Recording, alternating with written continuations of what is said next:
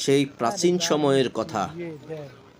বাঘ তাড়াতে গিয়ে একটি জঙ্গলে বাঘ লুকাচ্ছিল। তখন মানুষ এই জঙ্গলের গাছগাছালি কাটতে শুরু করলো।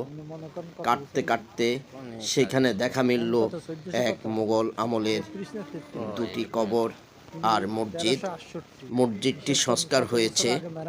তো সেখানে অনেক গাছগাছালি ছিল, যে গাছগাছালি দ্বারা এই মসজিদটি, এই কবরটি আবৃত ছিল। তো সেই দুটি কবর আজও সেই অবস্থায় পড়ে আছে।